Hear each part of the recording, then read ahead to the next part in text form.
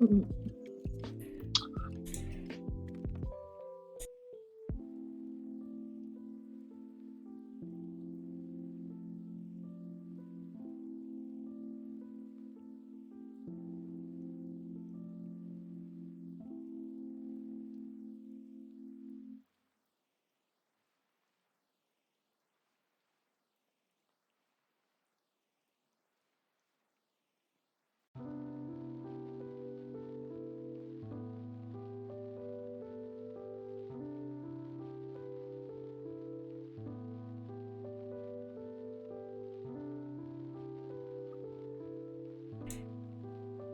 I think we're live. Hey, one of these days it's going to be entirely They seamless. can't see us just yet. Yeah, one of They these will not days for it's just sure. going to be completely smooth. I'm not going to worry about anything We'll and just- everything. Click and go. Exactly. It won't be last minute. We're going to be right with you people. And oh, I'm going to retweet that thing. Retweet that And I'm thing. Put Animal Crossing down for 5 consecutive minutes. But hey. Oh. We are live, lovely humans. Da-da-da-da. And other such noises that mean things are beginning, hopefully. Yeah, we're gonna be good. This is gonna be an interesting one. I'm trying to use my computer mouse and my iPad screen. That's lovely. That's That gonna will work. probably not work as well as you're hoping. Yeah. Not to get all IT help desk or anything, but yeah, I think that might not work. I think you're right. At Lola. That's me, allegedly. At Victorium. Queer Creators. That's us. There's nice music in the background. I'm not mean. Oh, that's good. I can hear it. Yeah. You can play No, you death metal. can't hear I'm it. not I gonna know know, any better. but you will. I mean, one day I might figure out a way for you to hear it, but don't worry. They're listening to very nice copyright-free music, and it's fun.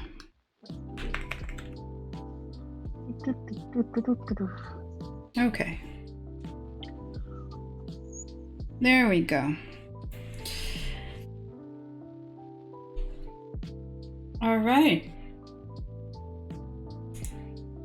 Okay. Here we are. Indeed, just to talk all things writing in a very They can see smooth us and now. professional way. Absolutely. Hello, everybody. Hello. Welcome to Queer Creators, episode 4. Let's talk writing technique. How are you doing, Lola? How's everyone? Okay. A little stir crazy. I got to go out in the car yesterday for essential shopping stuff, so that was a wild adventure. Was it? Otherwise, what happened? No, not really. It was just, yeah, we went to the supermarket and came back. It was not actually that fun. But, right.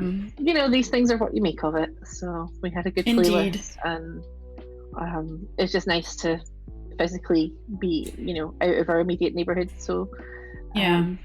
Yeah, it's not too bad, really. I'm not as stir crazy, I think, as I could be at this point. So it's all going well. I feel that. It's been weird. I had a kind of crazy day yesterday. I had a big adventure. Ooh. Yeah, I went to the mainland and I was doing, you know, court-ordered things. So, yeah. So, yeah, let's not talk about that anyway. But it was nice to, you know, get off the island for once in like 6 weeks now. And have they announced any kind of, because everybody's going around with like, oh, let's get back to work and let's go out of the house, and have they announced anything in the UK or? No, so far I think we've confirmed another 3 weeks of lockdown. I think is the last I heard. I'm not sure what date that takes us up to, but the thing is, even if we go back to opening up some things, there's still going to be so many restrictions in terms of like social distancing and that. Right. I'm not kind of anticipating it being normal anytime soon. I think it's crazy that some places are talking about it like no restrictions, just straight back to normal. Yeah, just straight back to normal. Bananas. I don't get it. Like, France has announced something might start happening around May 11th. Like, at least we're going to get like another presidential discourse and type of thing. And they probably are going to start, you know, like enlarging the group of essential people, I think. And that's probably how they're going to start doing it. But yeah, I don't see us going out of this until like end of May, maybe even end of June. Yeah, I think by the summer some stuff will be back, but I'm not. I'm not in a hurry. Yeah, me neither. I mean, you're at risk. I'm at risk. My brother's at risk. My grandma's at risk. Yeah, my family, both my mom and dad are. My aunt has it. Oh God, yeah, scary stuff. My great aunt has gotten it, and she's stable now, so we're pretty happy about that. She's stable now, and we're happy. But she's 97, right? They weren't gonna do anything special to. Yeah, that's the scariest part. So yeah, it is. You know, and we just. What do you think of those rumors? Have you read any? Are you like trying to? I'm staying away from all the pandemic crazy stir drama thing. Like, I'm not like watching the news 24/7 and all that stuff, because I feel like I'm gonna psych myself out. You know, like I'm gonna freak myself out. There's too much speculation, so I there's a lot of people. Like, my mom was watching the news, and there's a lot of chatter around: is there going to be a second wave? You know, is it like the flu and people can catch it again, and all of that? And there's a lot of things we don't know, right? I think if it's proven anything in these first 6 weeks, it's that we don't know anything, and we can only go with like the safest possible approach for as long as possible, or as long as it's needed. I think you're right about that. Kind of, you know, official briefings only, and to be honest, not even the UK government's official briefings, because I don't entirely trust them. So I've just been listening to. I check in once a day with the Scottish government briefings, because whatever. I have friends in the NHS, so I just ask them. Yeah, I mean, even then, frontline NHS is so hardcore at the moment that their perspective on it is going to be like the most negative situation out of everyone's, which is just there's so hard a good chance, yeah. So I do check in on my few NHS people to make sure they're okay. They're okay, yeah. They're so not okay though. But yeah, it's just too much for most people. The trauma for people in healthcare and, you know, direct care, the trauma that they're going to have to go through. Fallout. So yeah. Yeah, I think for the most part, something shifted for me definitely in the last week or so, where I'm like, I just kind of, it's like time we've been given that is not great circumstances, but it's still time. I've got a master's to finish. I've got a book to edit. I've got a new book to start. I'm not going to get another window like this without, you know, work time and physically needing to be in other places being intrusive. So I agree with you. I feel like I finally can get something out of it, which will probably be when they announce that it's ending. But yeah. So I was thinking like that in the beginning of lockdown. I was thinking, you know, now's your time. You're stuck at home. You're not taking a full-time job on the mainland or anything. You might as well use this time to, you know, like start all the creative things that you wanted to start, design your business case like you wanted to do, and all those things. And I've started, obviously, I've been streaming 3-4 times a week. I'm doing a stream with you. I'm still working on the comic school with Gail Simone. I started, you know, trying to make it list and stuff. But the intensity of the pressure, the anxiety that has been created, like, everybody and everybody else and their friends are telling you, you know, you have to be productive, try to learn a new hobby, it's time to write that book you always wanted to write. I'm like, you know what? I've been really anxious, and it's been slowing me down, and I can tell it's slowed me down. Like, it kind of stopped me altogether at first. I think I was just like frozen. Just the first 4 weeks, I was super nuts working. Like, I was working 10 hours a day, and I was super like I was super duper into it, and in the past couple of weeks, and from like now, like I just like I've kind my of gone backwards headspace. there. Yeah, my hate space is just crowded with stuff that are just not good, and I can tell the anxiety is stronger. Yeah, I feel kind of I've had my time to adjust, and Yeah. I think it's kind of hopeful. I hope maybe it's helpful to someone else to hear. I don't know, that if you felt really frozen or you've got into this really stuck point, that it is You'll kind get of out still of it. possible to come out the other side. So Yeah. maybe whatever cycle we all fall into one way or another.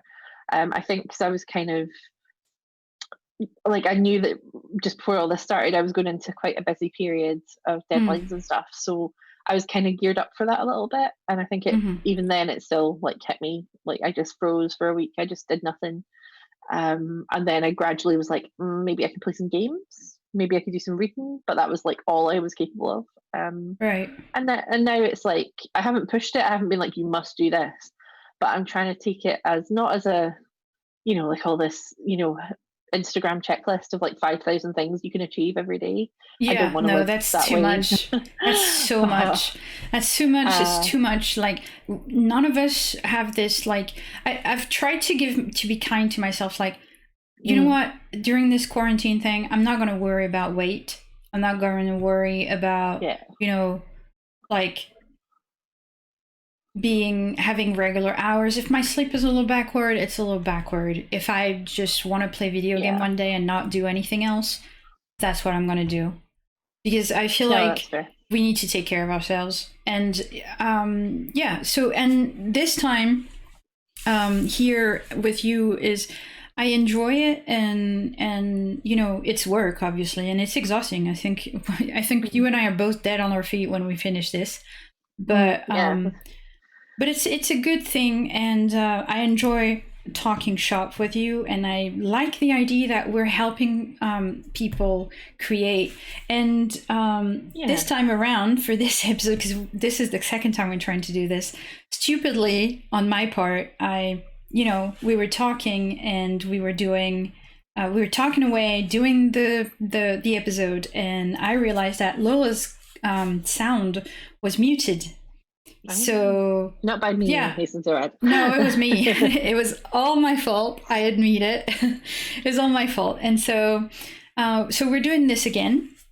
And we wanted to talk writing technique with you, because it's not the funniest part of writing.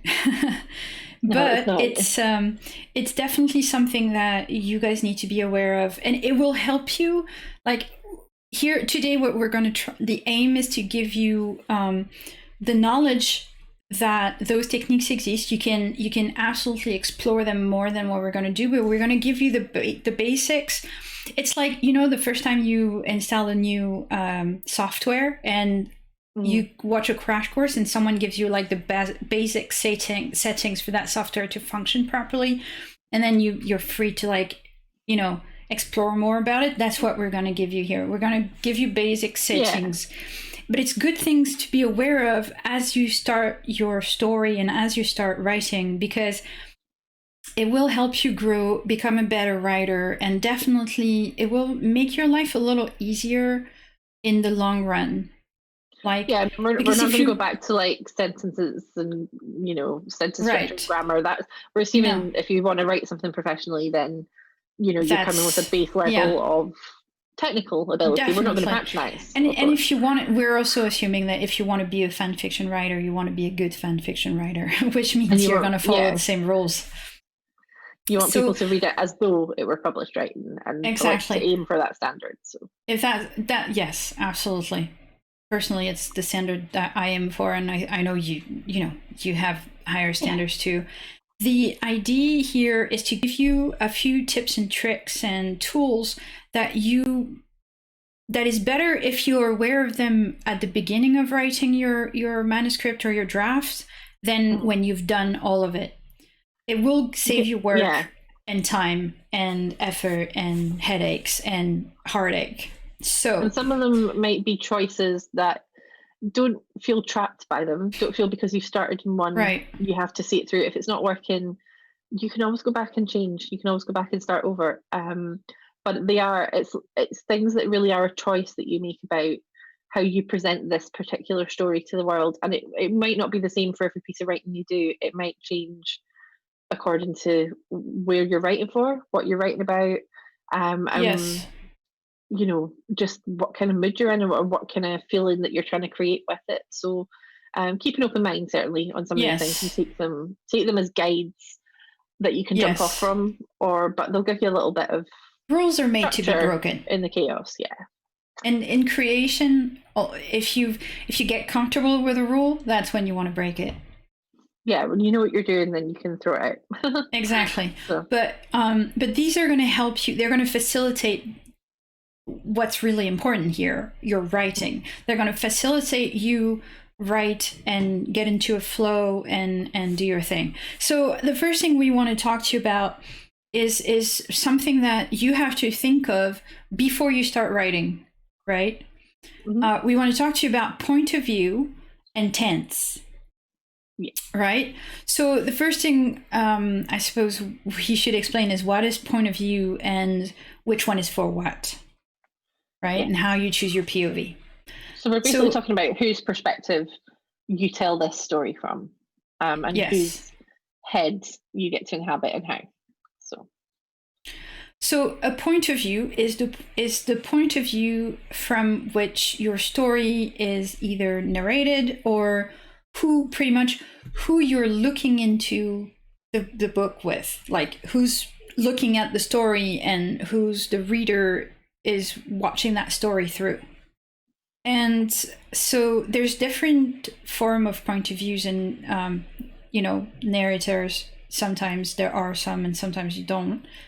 But you have, so the first one that's very famous, but not necessarily easy to do or even advised to do, is the omniscient narrator point of view.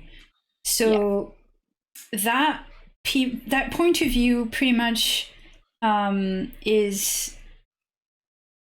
it's told from the point of view of someone who's not really in the story.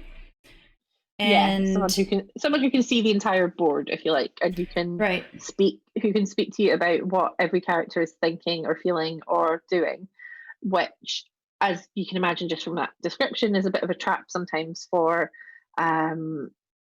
telling instead of showing. Like, the golden rule of writing is show, don't tell. And if you can suddenly see inside everyone's head, it can be very easy to start saying, so-and-so thinks this, so-and-so feels that, and not remembering to give them actions and reactions to show their feelings. Yeah, and then suddenly you're just telling your story instead of showing your story and what's happening. A little flat, yeah. Yeah, it gets really, like, honestly, if you do that and if you get into that trap, you're gonna lose your readers. They're not going to want to read it. It's going to become very flat and very boring.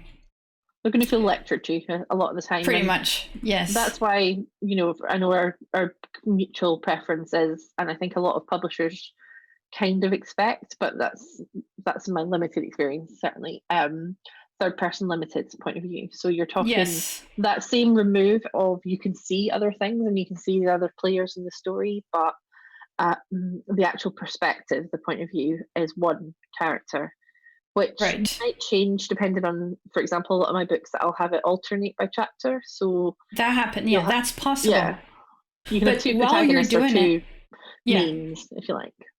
Exactly. Say if you have, you can. I think in one book, it's okay to have different characters' point of view and change it, as long as you do it per chapter or per scene. But really, like, this is not something the switching of point of view, of third person limited point of view per character, is not something you want to do in one chapter or in one scene where you have all these characters involved, because that's called head hopping. It's very jarring. It's very confusing. So what's going to happen is you're going to be reading the story and say you're in the point of view of character A, you know, and say you have two characters, like you have Jane and Elizabeth, and you start your story in the point of view of Jane, and suddenly you get little sentence and they're having a conversation, and you get some sentences that are in the point of view Elizabeth, and you don't know who feels what, you don't know who said what, you don't know who's doing what, and you get confused. It's confusing for the writer. It's confusing for the reader, and it's very amateur. So it's not that you shouldn't change POVs, because you can change POVs. It's just that you want to be very disciplined and careful on when you do that switch, right? Someone once, I can't remember who it was now, actually told me it's a lot like in group therapy, where you have like a talking stick or some kind of instrument to say whose turn it is to talk, or whose turn it is to tell the story. Yes. And so if you kind of think of it as that, like, you know, I'm with character A right now, they're holding the talking stick, so they're telling me what happened to them at this party. It's like being at a con banquet, and the person who's talking is the person who has the microphone. Yeah, same idea. So if you think of it as something physical, it's often easier to remember, oh wait, that character can't see his face because he's the person talking, so he's behind his face, you know.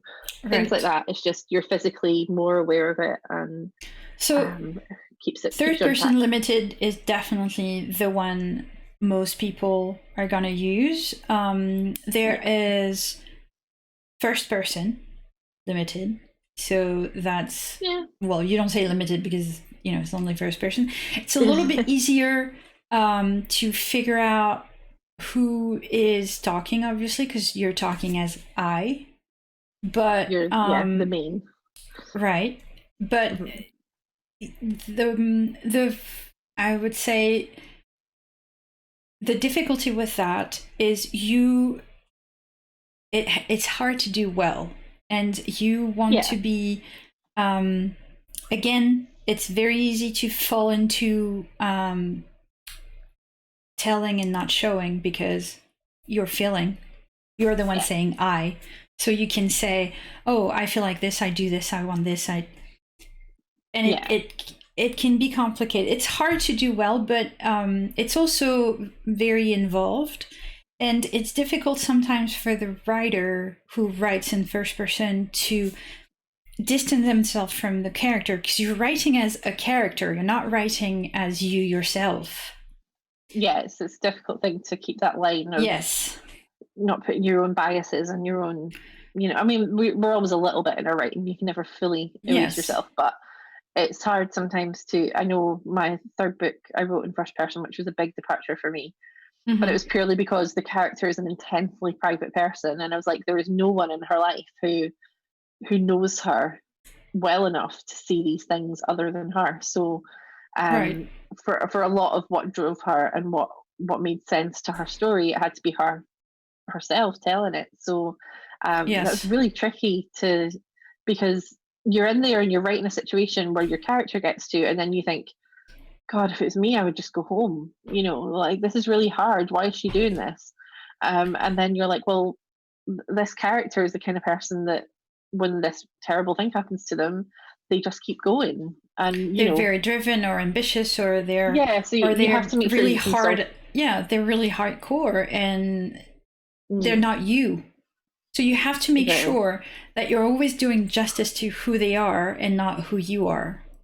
Yeah, and that's that can be hard. First person, and and then of course that leaves second person, which you'll notice we glossed over in the counting order. But I mean, personally, second person I find exhausting. It is great for poetry. It is great for short stories if it's done well, and sometimes for like sort of non-fiction as a form of like direct address. But you're basically asking the reader to do a lot of the mental work if you're saying you all the time.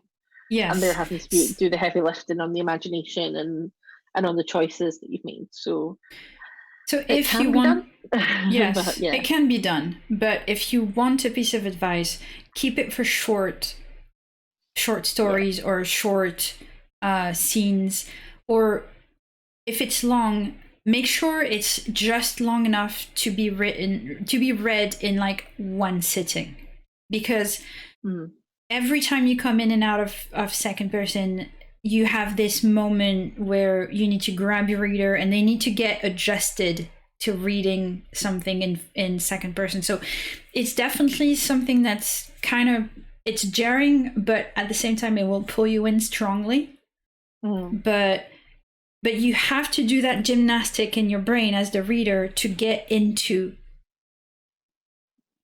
second person. And for that, you have to be a really good writer, and you have to keep them in as long as you can. And like I said, keep it short, keep it for your one shots, for poetry, for things that are, you know, you can do it in articles and such, obviously. But yeah, keep it for nonfiction or for fiction that's something you can read in one go. Because once you've lost your reader, and you will lose some reader just doing it. Some people will just see it and close, and they will just not even try. It happens. Because it's work. Yeah. It is work for them. It's more work than third person limited. So our advice, I think, clearly is, if you're a beginner writer and if you want to write fiction and long form stories, we suggest you go do it in third person limited. It's honestly, it's like you know how when you want to do competition in a sport, you start by, you know, learning the basics of the sport and then being good at them and doing it again and again and again. You want to start with third person limited. You want to practice. You want to become really comfortable with it. You want to, you know, it's the one style you'll always need at some point, whether it's, you know, even if not for one particular piece, editors and publishers will always come back to you and be like, can you do that in third person limited? You know? They'll just expect it a lot of the time. So and then you can, you know, you can decide if you want to try something else, but really get your hand, you know, trained on third person limited, and get that brain trained on third person limited too, because like we said, forget sometimes, but that's what editing's for. You will head hop, everybody does it, but if you are conscious about it's a thing, when you're writing, you know, if you put like this little thing in your head that says, oh, I need to keep an eye on that, and if you reread regularly, you will be able to, you know, see that, and your editor then will help you. But you will be happy not to get your book back with, you're head hopping for half the book. Can you check it? As expected. Normally. It is expected not to head hop, for sure. So the now other big choice. Sorry. Oh no, sorry. I was going to say the other big choice is what tends to write in. So to simplify, obviously, if you, like me, you went through the British UK system, you barely know what grammar is because we don't talk about it anymore. If you did modern languages, then you've got half a chance of knowing, you know, your preterite from your perfect, from your pluperfect, from your imperfect. But we're going to talk about it more broadly as just past versus present. Right now, I can't think of a book written in future tense. Can you? But or conditional. But again, that's something I think would work for a very short piece and not be sustainable. Possibly in like nonfiction, or you know, sometimes in the prologue. That's probably that's like in a prologue or something. But flash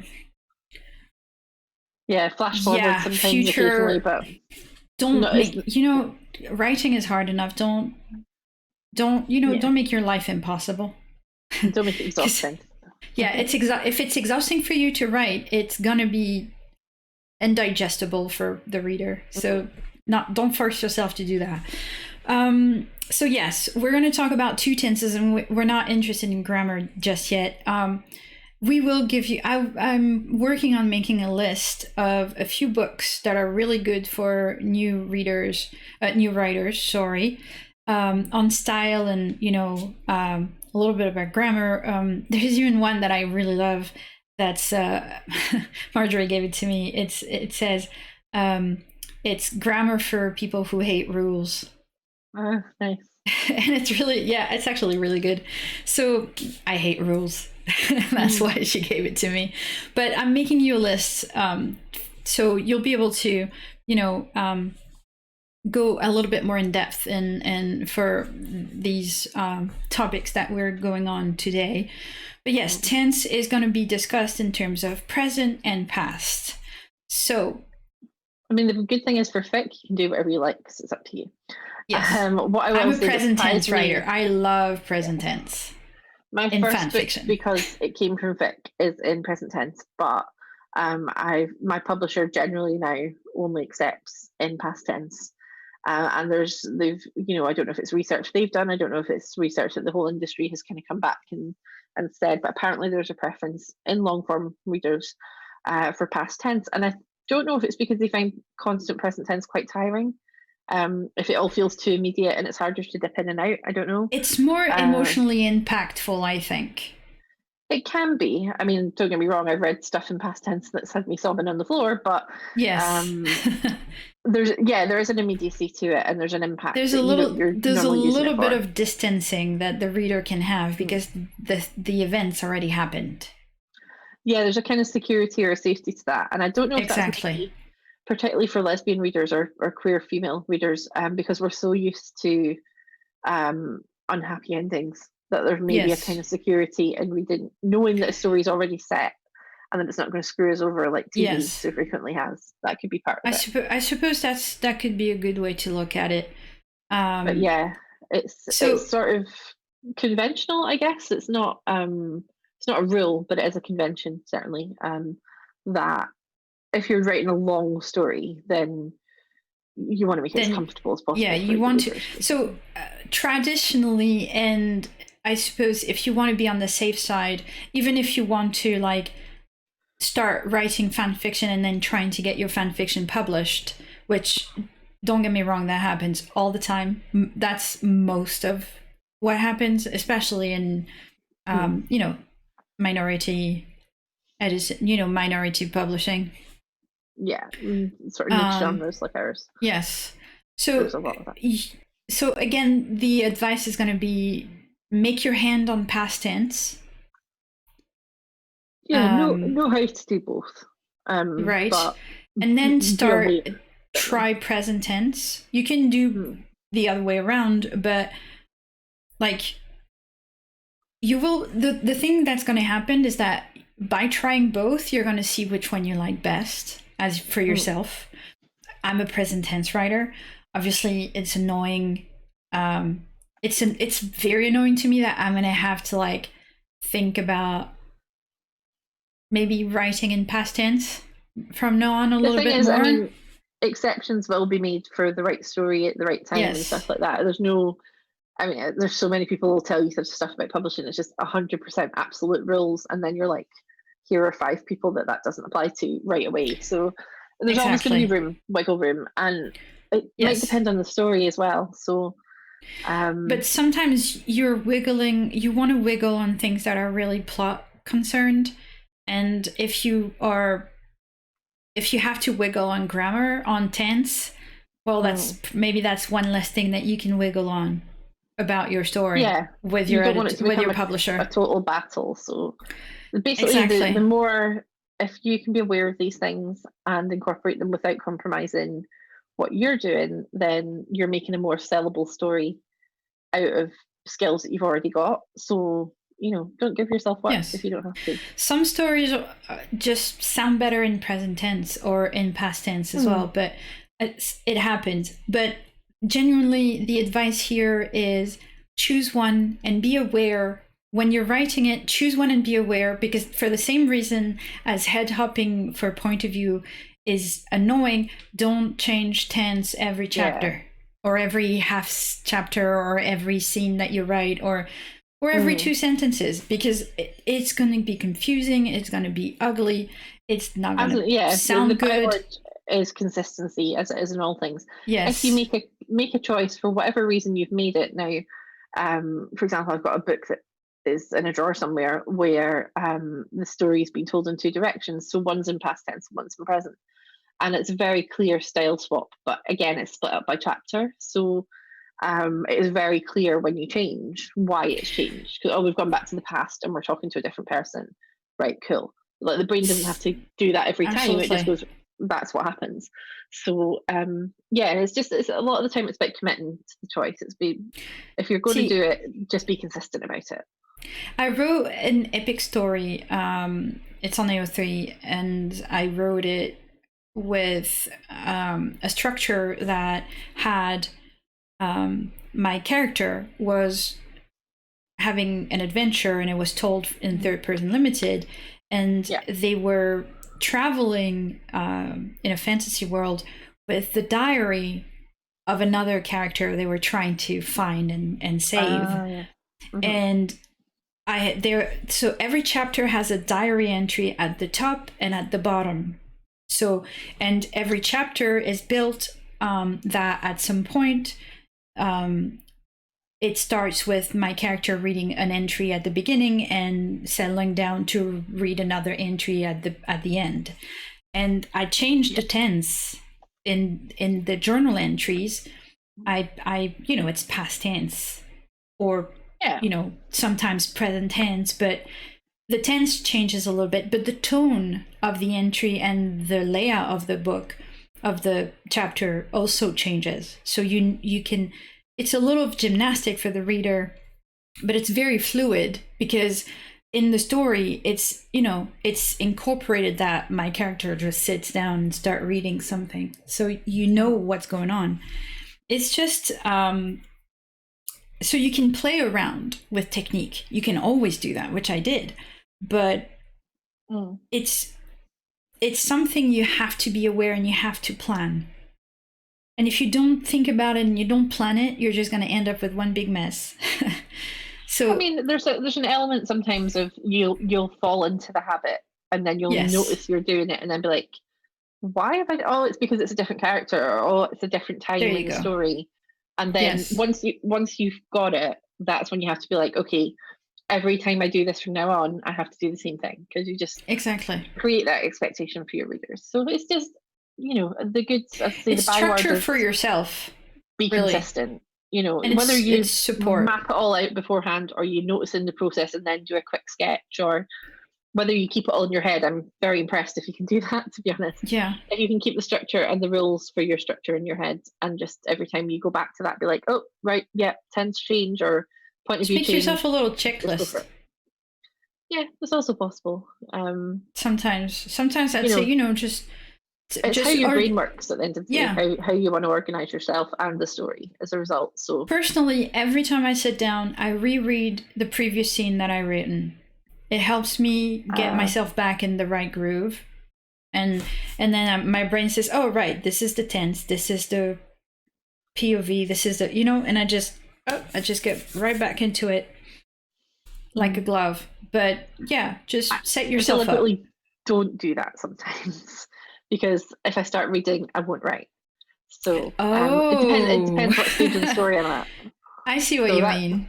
Yeah, that was a bad habit I had from fic. Yeah, fic, I had especially if I've left a gap. I did it last week. I've got a story that I'm like 6 chapters into, and I was like, oh, before I go back to writing chapter 7, I better go and just refresh myself on the story. And then 2 hours had passed. I'd read the 6 chapters and I hadn't written 3 words. So I was like, okay, I know what you mean. Not to do that. But that's what I mean when I say read the previous scene, don't read the whole story. No, because then I'll go, wait a minute, why is she saying that? Did I get them married in this story? What the hell have I done? And then it's just all you're looking for continuity, which is one of our next things. Just put in the bracket saying check if they have done this or not. Check if they're engaged or whatever the thing is. I can't remember from the story. And then check your basics. First, check later. Yeah. But another thing that I do that helps me, but I force myself to be more disciplined. Well, I mean, I don't force myself anymore. It's just become second nature. Usually I know what I'm writing because it's plotted. So that helps. But I don't really have a skeleton outline somewhere. Yeah, but I don't always follow the skeleton or the plot. So, and I don't plot like sometimes I plot 2-3 chapters ahead, but not the whole thing. So I just make sure to plot what's coming next. Usually when I write the first part of the story, like when I write the first chapter, I try to plot what comes next. And I try to, and then every time I finish one chapter, I try to plot the next one just to be on the safe side. Although I have to say that something that's different about screenwriting and something that I've had to get better at this year is structuring yourself. Yeah, you have plotting. To. You can't write a good script without a structure, and for most you need to know what's going to happen. Jobs. I mean, I'm not talking about your own original dramas, but although they'll steal some of it. But like, if you get a job on an existing show, you'll have to know how to work with a scene-by-scene document or a beat sheet, which is literally a list of here are the scenes, here is the order in which they will occur, and here is a summary of what you need to write in each scene. Yeah, and you need to know where you're at. You go away and do the dialogue. So structuring context is super important. Yeah, and professionally as well as, for fun stuff. It's that must be hard for you because I know you don't like it. I mean, I don't hate it. I mean, every story I've written at some point, I have structured out from where I'm at to the end. Right. It's just like a lot of stories, like fic particularly, I'll start doing that in chapter 13. Right. But now with books, I'm kind of like, oh crap, no, I need to know before I get lost in this. So I will start before, I'll get the idea of the story and then I'm like, so this is the beginning, this is the middle, this is the end, and then just gradually fill in all the blanks. That makes sense. Sometimes I think people feel like they're not allowed to start unless they've got a detailed plan and 20 character descriptions and a picture of the setting, and that's great. By all means and I've got it for a lot of things, but also a lot of those details I have filled in when I character study is, you could lose yourself in character study for like ages. I mean, you can commission artists for character studies to make a picture of your character. It's awesome, but it's research and headcanons and stuff, that's fine. But it is the difference between writing a headcanon on Tumblr and writing a 20 chapter fic on AO3. Anyone can bash out a headcanon in like 10 minutes. And not to disrespect people who do that, but that's very much like, in this hypothetical situation, Cara Danvers, for example, has a science background, so she would do this, that, and this, and she would be upset about this thing that happened. Sometimes it's nice though, because you read those around and you find little snippets of brilliance that you're like, this is absolutely applying to my. That's amazing, right? They're wonderful, but they're also, they always leave you wanting more. They leave everyone who reads it thinking, God, I want to read like a 300,000 word story about that. They don't leave you thinking, oh great, I'm completely satisfied and that's all I want to say about it. No, for sure. I like them because they give me ideas. They give me ideas for my stories that are longer. But yes. And in my case, they normally give me something to argue with. But also, she would never do that. And here are 10,000 words about why.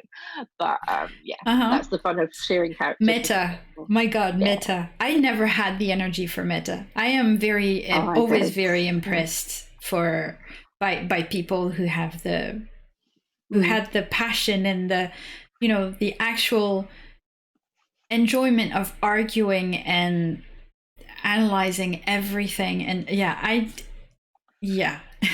I never could do that.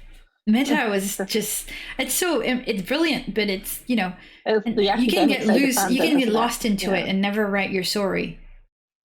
Yes. And that's just something I realized quite early on, thankfully. And I was like, well, I can write this headcanon and get 100 likes on it. And no real engagement, or I can write this idea into a story and it'll take me like 12 chapters in 3 months, but I'll get like 1,000 comments and loads of people being like, I totally agree with you, and what about this and what about that, and there's just like the level of involvement is just so different. So that's what I was like, no, that's the thing I'm doing it for. I'm doing it for the stories where I get to talk to people and not just like talk at them and kind of run away, maybe. I see what you're saying. Yeah, that's some meta articles that turn into very deep and constructed arguments between a few people. Academic thesis, and or they could be published. And some of them have been published as journal articles, which is pretty cool. But it's not something that I wanted to mess up my fiction fun with, basically. So I've always been a bit kind of, and the interaction with people, because Lola likes that. I don't. I'm an extrovert, you know. That's why I've been suffering for weeks. I've never ever thought about a story I put on the O3 in terms of how many comments would I, you know, really? Do I know how many? No, never. But you answer your comments. I don't. It makes me. It's so much pressure. It's so much pressure, and it makes me anxious. Actually, I write stories like there's a handful of people that their opinions is important to me on what I'm writing, and their feedback or their input on how I write it is really important to me. But, and you know, obviously it's never bad to have a story that's liked and that's, you know, of course, enjoyed, and that's shared, and that's, you know, praised but well, first of all, I never had a story that had like 2, 3, 4, 5, 100, 1,000 character comments on it. It never happened to me. I don't have less readers. Yeah. And I want you to understand that, because sometimes, not you specifically, but sometimes, depending on your fandom and depending how famous you are in fandom, so depending how good you are at, right, when you're active in it, how good you are at social media, at social interaction, really, and how good you are at being current. Because if you publish a story right at the same time as canon is running and all of that, you get a lot more direct, I would say, non-passive but direct engagement and excited engagement on it. I never write that way. So it's I've never really been current. I've never really been concerned with what was happening on the show that I was writing for. Once I get into the characterization that I like, I don't care what happens. I wonder if do something else with it. I came up through different fandoms, because when I was in House fandom, it was all about post-ep 6. It was, I didn't like how that finished. Right. I didn't like how that turned out. It was fix it fic. So I'm going to change it. I'm going to make it back to what we wanted. It was fix it fic all the time. Yeah, a lot of it really was. And, Once Upon a Time was a lot of fix it fic too, because it was horrible. There were so many episode reaction fics. Like, it must be the busiest fandom I've been in for that. And people were just like, no, my God, look at all these missed opportunities. No, I must rewrite it immediately. And you know, it was good because people were writing when they were really passionate about it. So they were pouring a lot of like emotion into it, and I think that really worked. But it's, you know, I think my thing for writing, and again, it's probably an extrovert's opinion. There aren't a lot of writers are not extroverts for a reason. But it's my way of kind of,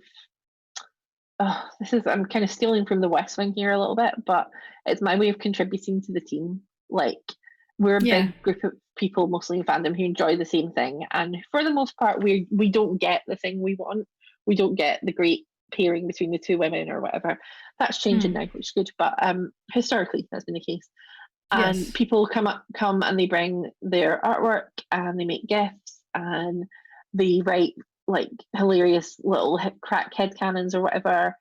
And my thing that I can bring to the table, I guess, is I can write us all a story where like the stuff we want to happen actually happens. And it's not as good as it happening in an episode with the actors and the crew and all the stuff happening. But it's like, it's what I get to contribute, and I love when people talk to me about it. I'm just like, come and we'll discuss it. Lola's been always very good at riding the wave of fandom life, and I've more been like doing whatever I want when I want it.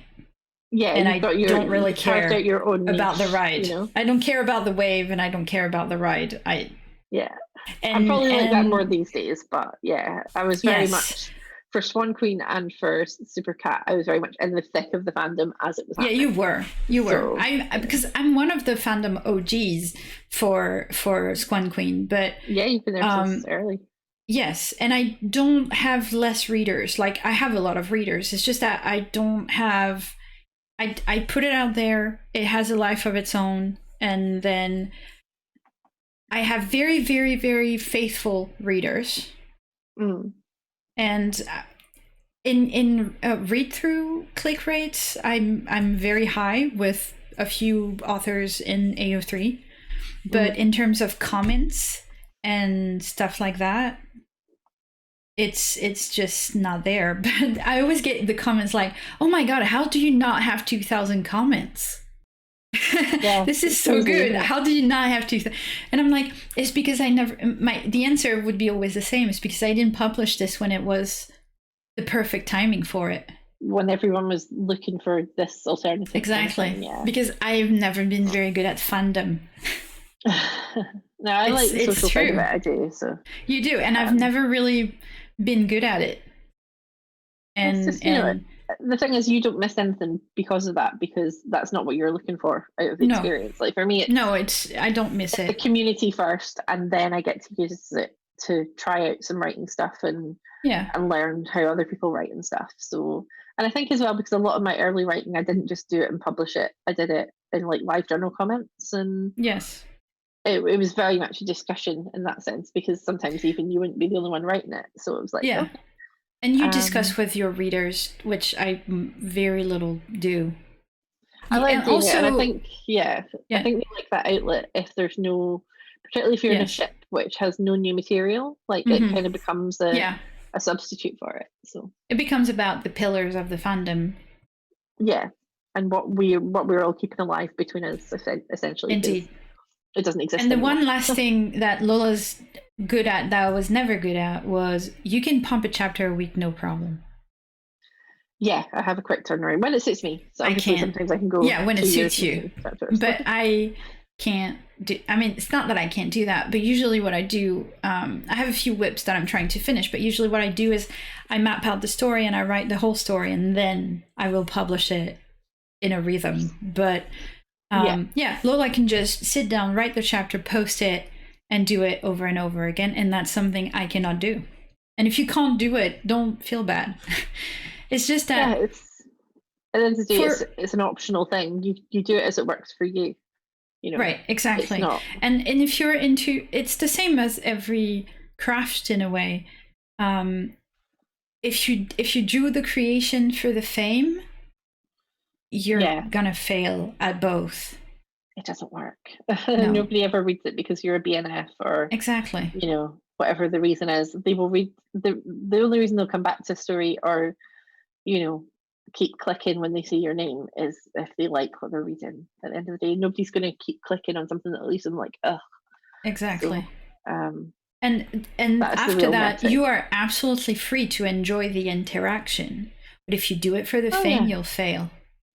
I think, hopefully, anyway, partly because I always post to AO3 and Tumblr at the same time, I think I probably invite a lot of conversation, because I'll say to people, what did you think of this? Or, do you think this should happen or that should happen? I've already decided, I've maybe already written it, but I like to you're good at interacting. It's an art form, because communicating around your art it's pretty much half as important as putting your art out there, and it's something I need to be better at.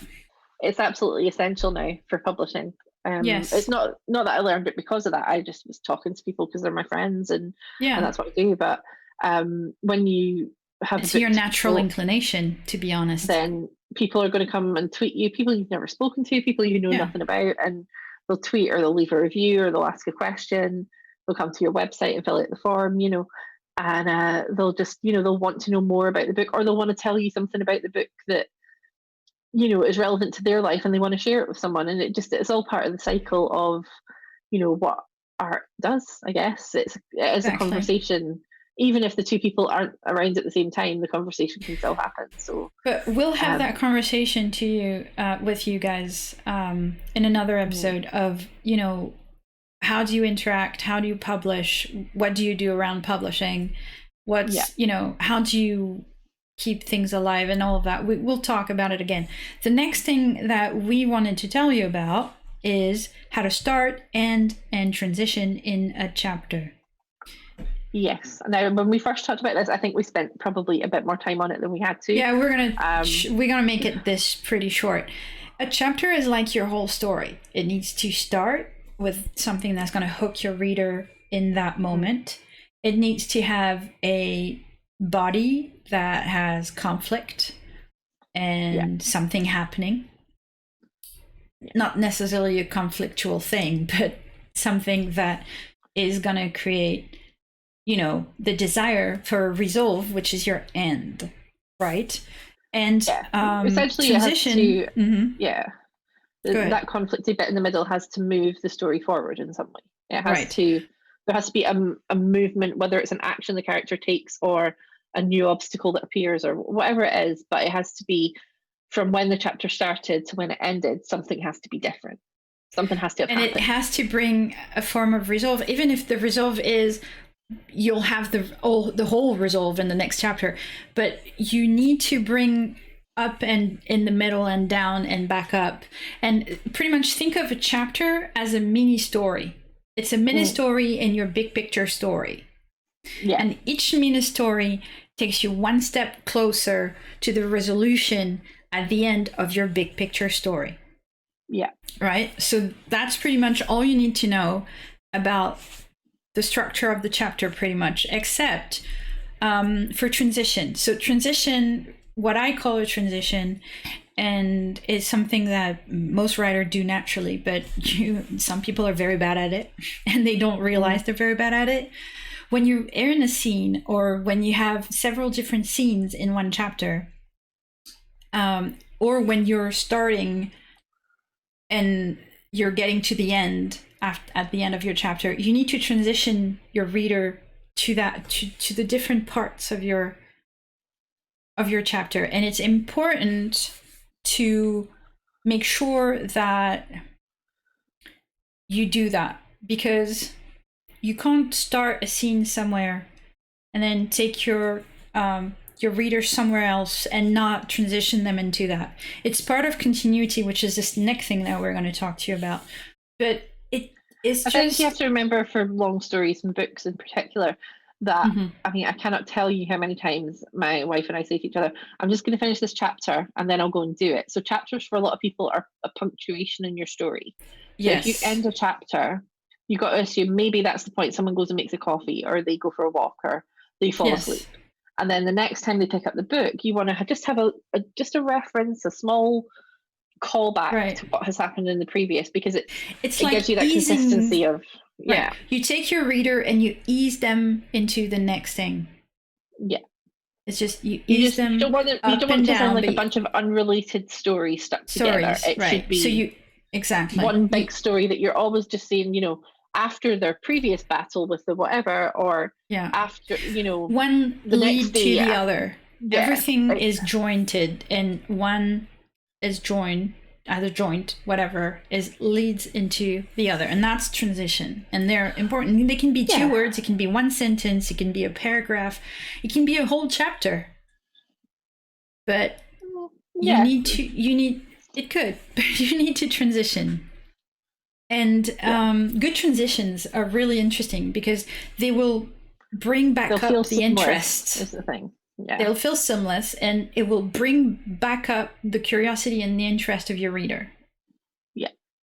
They'll be like, for the NHS what comes next? Right. Oh, something's coming next. You know? So yeah, those are important. So, which is taking us transition into our next important things that we need to talk about: settings and continuity. So what does that mean? I think that another thing that is going to come in super relevant here is what we were saying before about tense and POV. It's not so much the details of what you do. That's your story and how you tell it. That's fantastic. The thing is to be consistent. So it's always about remembering, where was I, or where was this character? What were they doing before I started writing this really cool thing? Because it's so easy to have someone, you know, they've just, in paragraph 1, they've just woken up, they're holding their phone, and, you know, they're lying down. And then in paragraph 2, without you mentioning anything, suddenly it's nighttime, they're not holding their phone, and they're standing up. And your character's like, wait a minute, what? So here, your reader is feeling like, what the hell has happened? What just happened to me? Yeah. So in this example, you're missing A, transitions. You're completely missed the transitions. B, you're missing the proper settings to tell your reader where you are and what's going on, and you're completely missed out on continuity. So the passage of time is a setting that you need to keep continuous, meaning if like you say, it's morning in the first paragraph and it's night in the second paragraph, in between them, or at the end of the first paragraph or the beginning of the second paragraph, you have to be like, and then he slept for 12 hours. You know, right. You need to explain, you know, what happened. You need to give the setting to your reader so they understand what happened between point A and point B. So if you have a point A and a point B and you trace a line between the two, that's continuity and settings. If you have point A and point B and there's no line in between, you have missed a point, and your reader's going to fall. Your reader's going to fall in the middle, and they're not going to understand what happened. The good thing about that as well is once you establish something, like, for example, the first time a character is in a space, if they describe it, you don't have to describe it the second time. We don't need to hear how blue the walls are 3 times in a row. So don't overshare. We've said that before. But also don't give overshare. Your characters, give your readers the respect of saying, I have brought you here before, and I expect that you were paying attention. Yeah, I know you have a brain and you read it, so you probably remember. Yeah. So and also that for the characters, you have to remember sometimes that you have to strike a balance between what they would actually notice and what. And this is something I get this editing note a lot. I'm trying to really describe it vividly for my audience. And then, my editor will go, hasn't she been here 300 times before? Do you think she just noticed the curtains? And I'm like, oh, shit. Yeah, you have a point. I just got it in the book that I have in editing at the moment. The main character is the president of the United States, and I'm trying to set up like who her bodyguards are. She's seen the carpet a lot of times. Yeah, she knows it's an eagle. She is not sitting there going, "Wow, that Secret Service agent is very tall." Like, she has seen this person every day for 2 years. She knows they're tall, right? And I'm like, shit, yeah. So I have to then think of a way of getting that information to the reader without. But differently, being in that character's particular point of view. So you have to be clever. And it means, like, whether it's a comparison or suddenly that character speaks and complains about how someone's always making cracks about them being too tall or whatever. You find a different way around it, but it's just about It's a one-liner of the president standing next to that guy and looking at him, and you never get smaller, do you? Yeah. It's just like, or someone's always cracking jokes about how they play basketball. They don't, but it's like it's a whole thing. There's always another way of doing it, and it's just remembering. Your reader's not the only person you serve in the story. You have to serve your characters too, and they're not suddenly going to walk into every room like they've never seen it before, or they're not going to talk to their best friend like they've never met them before. So, you need to just not let those little things be lazy about them just because you're trying to be like, I just really want them to know this room is big. It's fine. Yeah, but they're not going to feel their living room is not going to feel like an arena to them. They're going to be like, it's my living room. So, indeed. The few things that are important in settings that you need to remember is pretty much time. So the passing of time and how you express it, and because you don't always need to do that. And you can sometimes put it in your chapter title, or, there's many ways to do it. It can be, described next year, but if you're describing Christmas, right, and you've never told them it was winter, it's just going to be weird. Yeah, so time is something you need to think of, and continuity with time is important, like night and day and breakfast and lunch. And the other thing that's really important is body posture.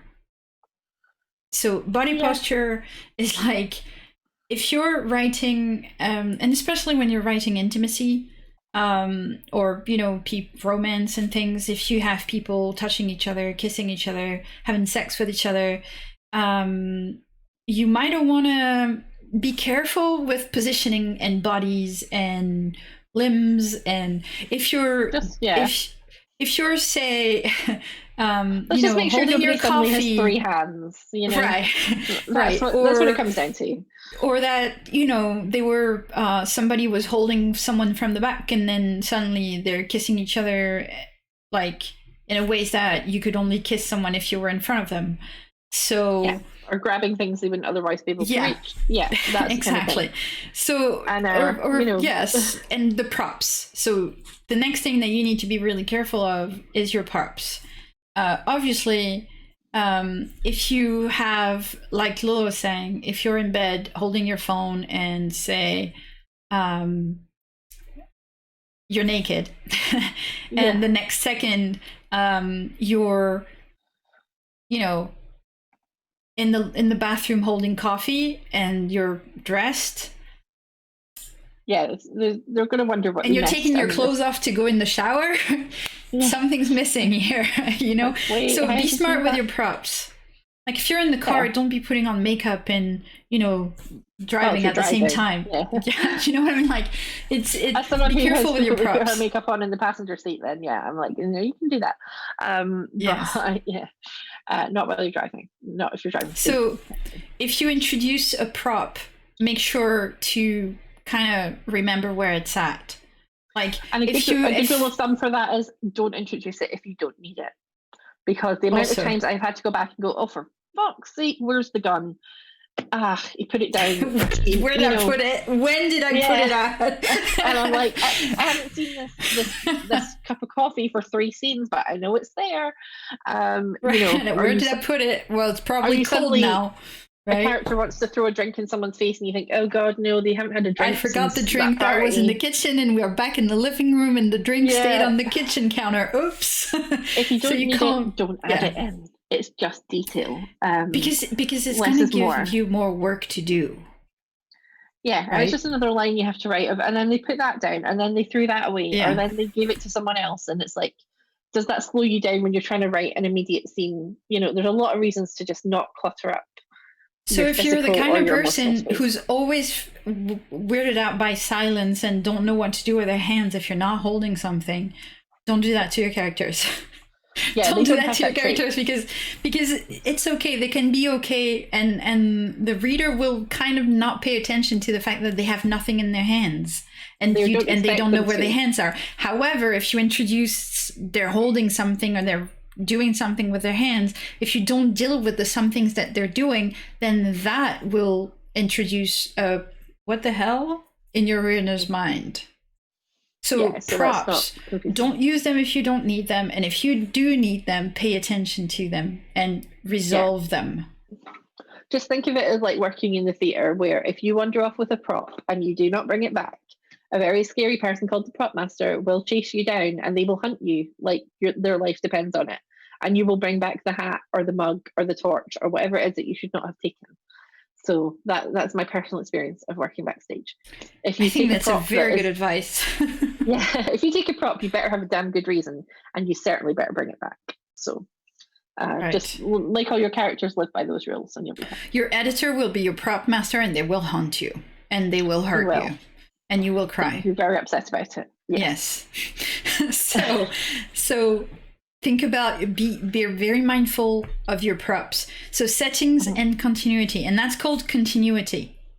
Yeah. Continuity is super, super, super important. It makes a book a joy to read or a calamity. Yeah, it makes a difference between I want to, oh my God, I can't wait to finish, to read this book. I don't even ever want it to finish, to, oh, I don't care about this book, and you put it out. Yeah, if you're being kicked out of the story all the time by details, then it's not great. So continuity is all tied up in consistency. So indeed, just, make sure what was true before stays true until you have to change it, and that should be fine. Right. So the next thing, obviously, you have to be continuous with your plot too. We didn't say that, but it makes sense, right? Yeah. Like we said, each chapter is like a mini story inside of your big picture story, and each chapter needs to take you one step closer to to your conflict and your resolution in your whole book. So, continuity is key with the big story and within each story chapter. Of course, yeah. The next thing that we need to talk about that's a little different, and that I think everybody has been asking themselves at some point, everybody who creates, is voice and style. Like, what's voice, what's style, and how do you find yours? The short answer is nobody knows, and we're all just yeah, that's very true. Everybody, when you talk about that, everybody's like, you get the people who like pontificate about what voice and style is, and then you get everybody else who's looking at their cup thinking, I don't have the first clue. Yeah, that's pretty much it. Voice is very much tied up in the question which you'll be asked whenever you pitch a story, or pitch a novel, or pitch a script. And it'll be not just why tell this story, which is an important question, but why should you tell this story? And that speaks a lot to why do you have a unique life experience, which means that you know more about it. Are you from that place? Are you, of that particular background or class? Are you part of that minority group, and do you understand that story in a way that nobody else will? That's like more of a broader sort of whether or not it's appropriate maybe for you to tell the story, but within that is kind of where you start finding your voice. And it's something about you that makes you different and unique and interesting in a way that no other person is. And if you start telling the story, I mean, we could give a story description to 10 different people right now, and whether they wrote it down or drew art for it or made a video or whatever, they would tell that same story in 10 different ways. And that different way is kind of what your voice is for me. Okay. That unique stamp that you put on it, that the words you would choose, the way you write it in terms of long sentences, short sentences, your style. Getting into style choices. But your style your style is part of the voice. I think we both agree on that. And a lot of people don't understand that part, but your stylistic and your style of writing and your stylistic choices are part of your voice. Yeah. And not the other way around. It's because the style is very often how you express that voice. Yeah, and style can change. Like, you'll learn things, you'll drop things, sure. You'll get bored of things. You can play with it, you can break it, you'll experiment. Yeah.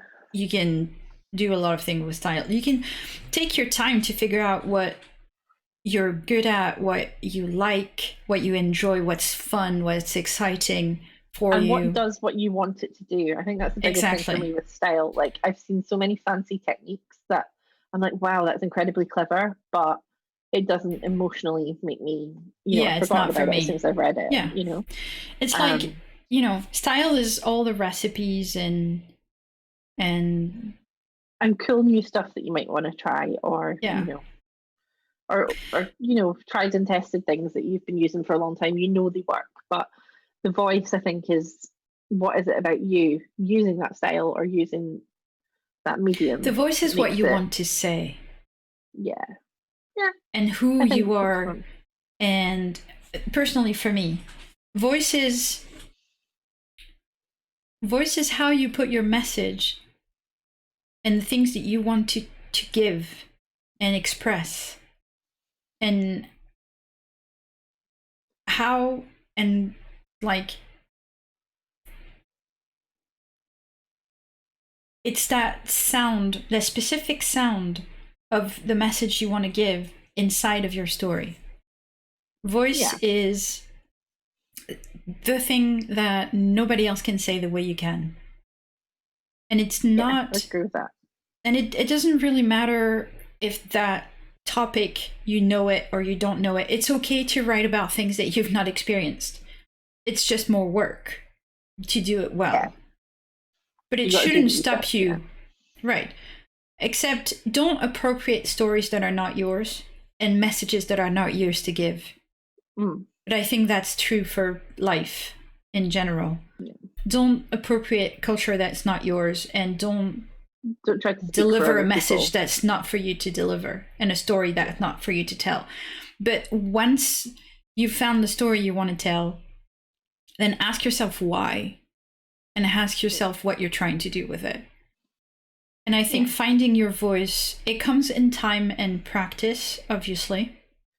Yeah, the more you write, the more... As well, when you start writing, you will, whether you mean to or not, imitate other voices. You will, I mean, a lot of my earlier writing has such an obvious Sorkin influence, and you know, you can pretty much tell who I've been reading each week by little things that will creep into the style or the choices that I make. But the more you write, the more you think, but this is how I would say it, and this is how I want it to go.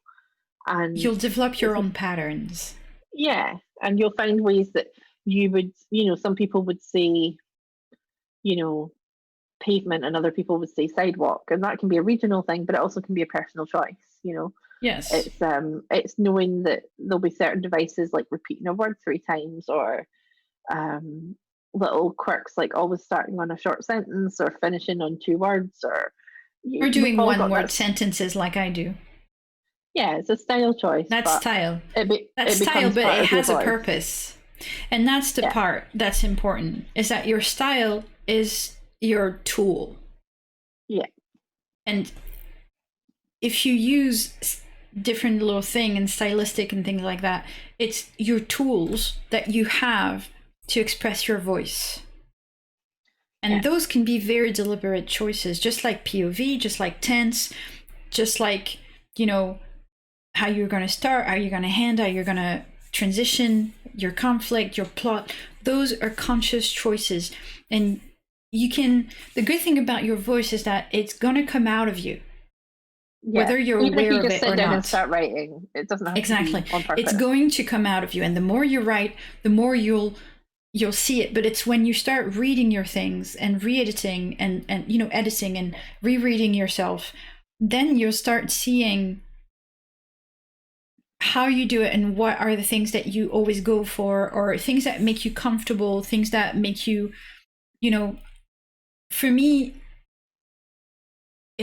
being efficient with your voice is super important, but it's probably not important with anyone for a lot of writers, because they just feel like, oh, you know, it comes out and it flows. For some people, the flow is more important, or, you know, this and that. But so voice is really gonna come out. You're gonna notice the things that you really are interested in and the things that you just do. And the things that you're interested in is where you're gonna start making choices. So what comes out as something that you really mean, that really bears meaning for you, that's your voice. And how you're going to express that, that's your style. And it's not something that you're going to be able to figure out in the first story that you write, but as you write, and especially if you write long form stuff, but as you keep doing it over and over again, you are going to find what makes you different. You'll be able to say what makes you different. You won't do that. Even if you never quite work it out, you'll still be different. So it'll, you know, nothing. But eventually, the more you have self-awareness of your voice and your style, the more you'll be able to say, well, I can do this. I'm good at personally, for example, let's give them really practical example. Lola is very good at dry humor and also super efficient dialogue, right? I'm very good at intense and heartfelt and punching. Like, I'm really good at transitions. That's something I really enjoy, especially end transition. But yeah, I'm really good at packing a punch and also body language. So I love to write very stylish and visual things. And it's you know, I love sensations. in writing. I love to give people things to think of, but I like to create understanding for my message by creating emotion inside my reader. And that's something I didn't know in the beginning that I was trying to do. I got a lot of comments and stuff saying, "Oh, wow, that was so intense," or "That was so, wow, I was holding my heart," or people saying, "Oh, wow, I was clutching my pearls," and that's when you realize, what you tend to do. And introspection is more my style. Dialogue is more Lola's style. Lola likes to give messages within humor and, really witty conversation. And I like to show things with how people don't say words and how they behave with each other. And that's completely unique to me. And Lola couldn't do that because that's not her style and it's not her voice, and she's not. She wouldn't be super comfortable. It, but you'd be able to tell it wasn't me. And I've definitely taken a point or two in my dialogue book from how to write dialogue from Lola, because she writes super nice one-liners dialogue that's one does try, and that's why one. You have really good repart. You have a lot of repartee that I don't have. Repartie that I don't have. Is that a French English word? Repartee, yeah. Yeah. You have a lot more. Story. Okay, you have a lot more repartee than I have, and I will never have it. One part of that is because I'm not English isn't my first language, and humor it's a huge thing humor is so socially coded in the language that you learn it into that it's very difficult to have a my sense of humor is never going to be British or American. Even if I can. So that's so style and voice, I think those are very much two things hard to explain, but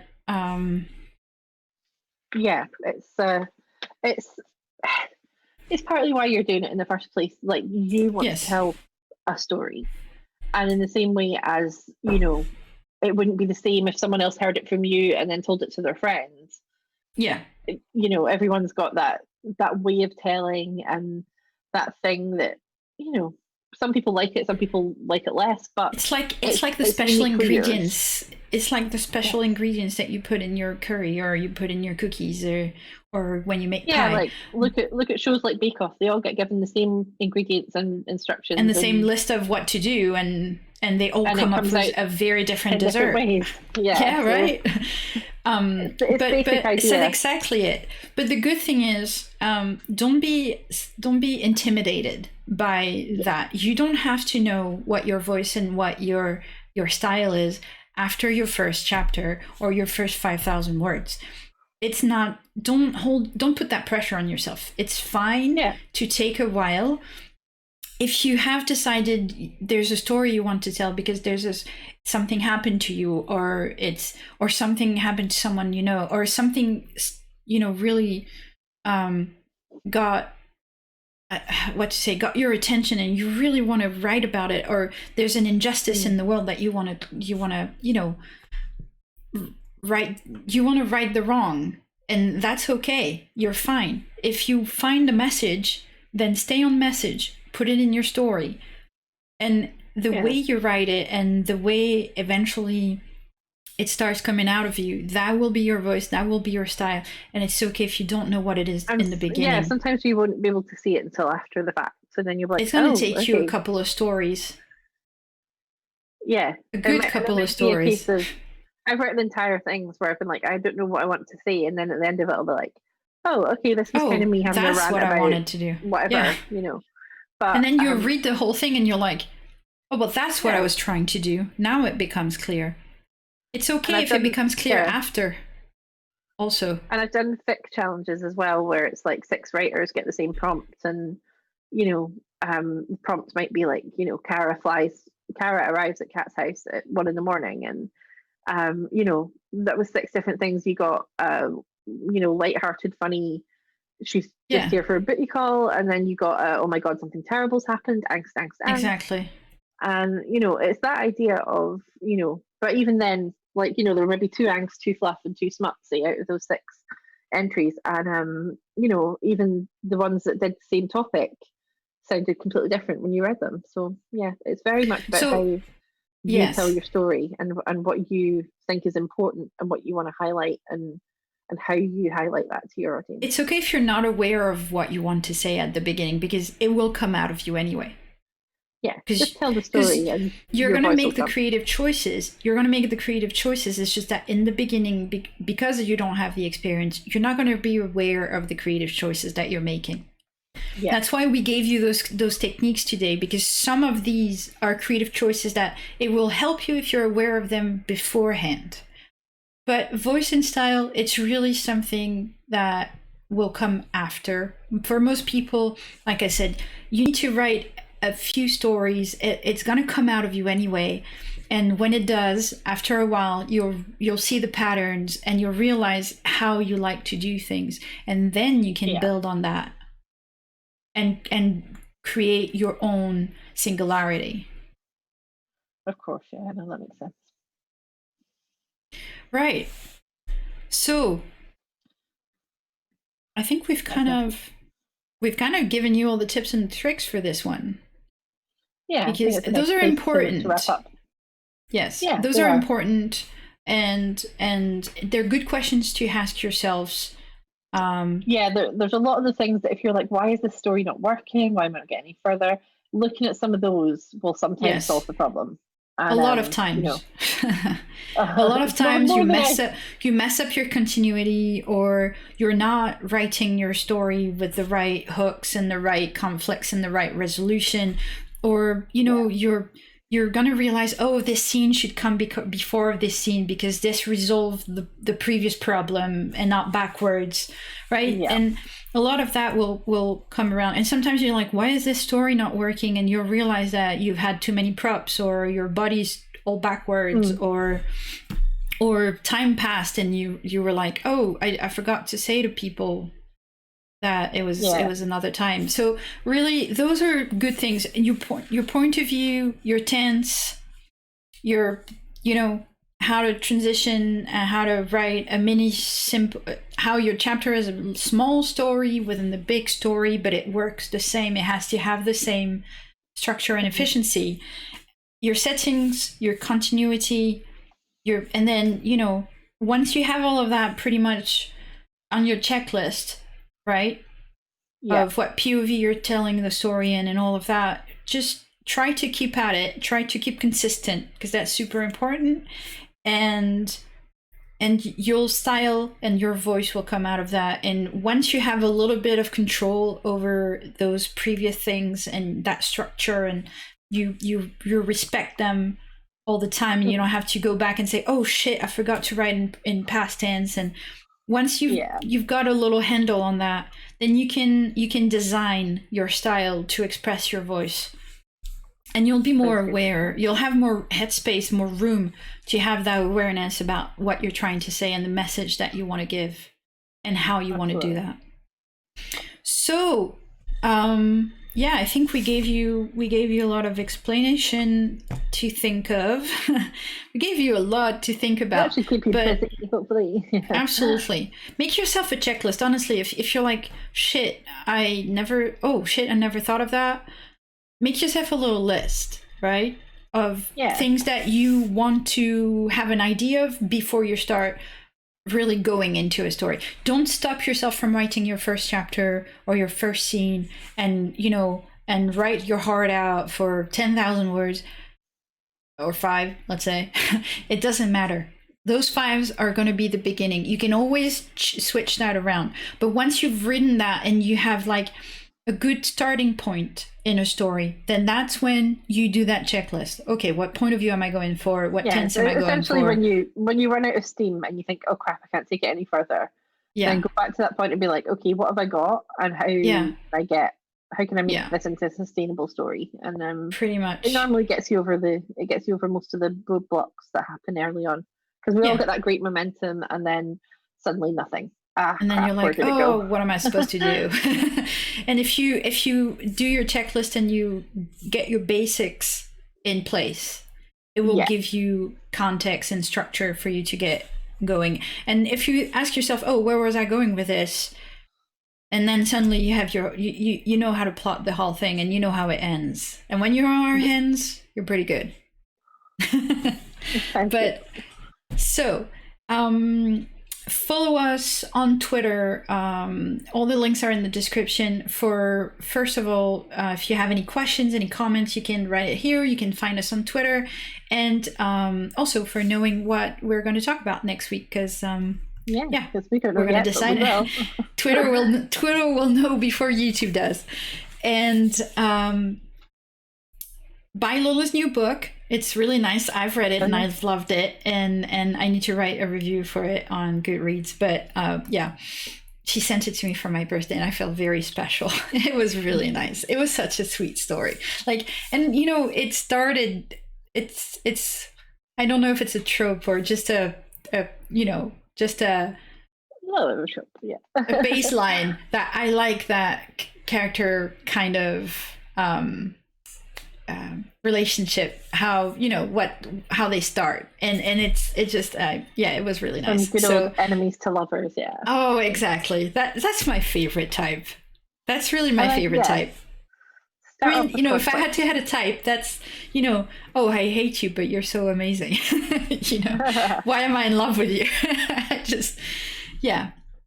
So that was really cool. It's a really good book. The link is in the description. If you buy it on Ilva's Publishing, obviously Lola makes more royalty money than if you buy it on Amazon. But it is also available now on Amazon, Barnes and Noble, all your regular. All right, so it's everywhere.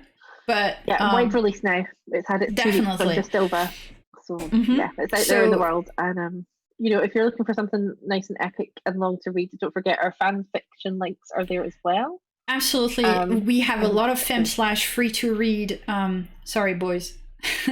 We'll talk about, is it boy slash? I think they're just slash, aren't they? Because they slash, right? So we also know authors that write slash, but we write fem slash, both of us. So you'll find our free to read fem slash links in the description. All my links, I have a public folder on Google Drive where I put some of my stories, and you can find structure, you can find how I plot, you can find a lot of information around the stories, and you can see live how I kind of write sometimes in them, or how I progress through my chapters, because I am quite structured. And also you can find all my assignments and my notes on Gail Simone's comic school that I've been live streaming here on YouTube every Friday, on where I'm learning how to write comic books from a legend in the industry. So if you want to follow that, it's in a playlist called Create With Me Comic School. And if you really want to support the channel here and the time that we spend, planning for this and talking to you guys about it, and the information that we're giving you, and the support that we're giving you, then what you could do is, like, comment, subscribe for more, hit that bell for all the notifications when we're going live and when I'm posting other videos.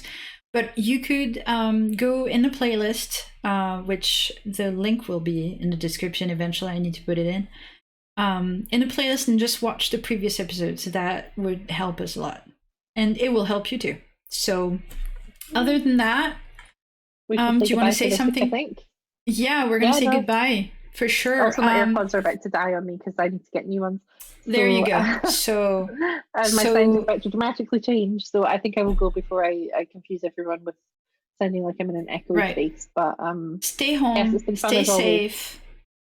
It's been fun. Stay home. Trouble. Stay safe. Be good to yourselves, and we'll see you next week. Excellent. See you soon. Bye.